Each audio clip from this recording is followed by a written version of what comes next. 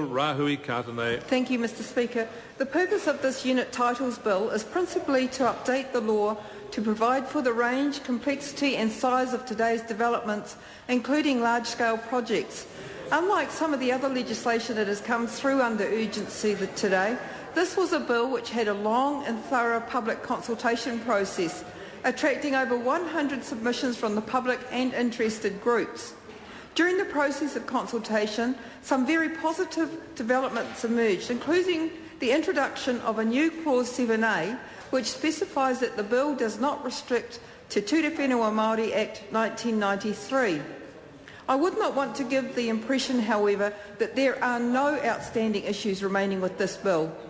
The bill updates the law regarding subdivision, development and management through bodies corporate. We have some difficulties in that the bill provides for corporate housing development but does not address the issue of facilitating Māori housing development. At present under the law, there is no capacity to enable the owners of Māori, either customary or freehold land in a particular area or papakāinga, to join with one another and collectively manage their lands and do things like restrict the sale of land in order to maintain the integrity of the papakāinga. The question that we would like the Minister to consider further is whether a new bill can be developed to take into account special Māori needs to protect their papakāinga. Another issue that we have been considering is the relationship of Māori land to the joint ownership and management of land for the particular whānau, hapu or iwi belonging to that land.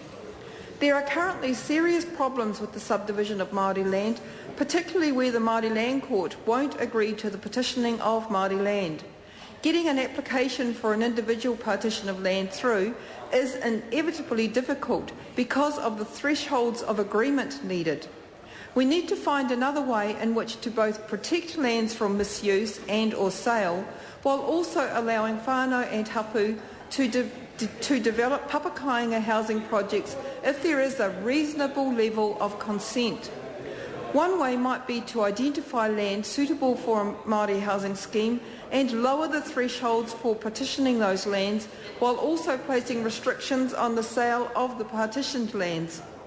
Mr Speaker, I raise these issues in the context of this bill because I have confidence that the Minister of Housing, the newly reinstated Minister, has already established credibility in his commitment to support papakāinga housing.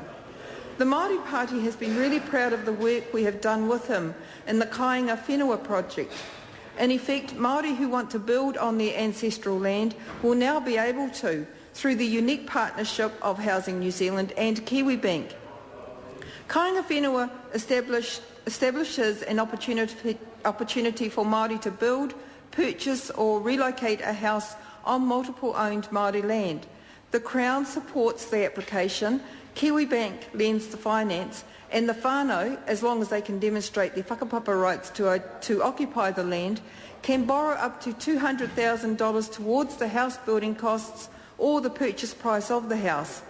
This is such a fabulous initiative that we have every confidence that once this bill responding to the needs of the body corporate has been dispensed with today, the Minister can turn his attention to whānau, hapu and iwi. This bill is quite specific about its purpose to provide a new legal framework for understanding unit titles, that is, when land is subdivided for development.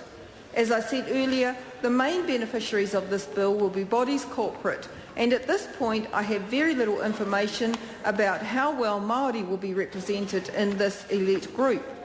I would suspect, however, that for most Māori, the large-scale projects being responded to in the context of this bill are relevant to their experience by virtue of being tenants. While other New Zealanders have been hit hard by the challenge of property prices and rents which are seemingly out of reach, for Māori it has been compounded by issues such as low incomes, high debt levels, poor access to finance, an inability to raise housing finance against multiple owned land, and a lack of information about housing ownership options. And so we know that Māori are disproportionately overrepresented as tenants, a movement which has increased dramatically over the last 2 decades.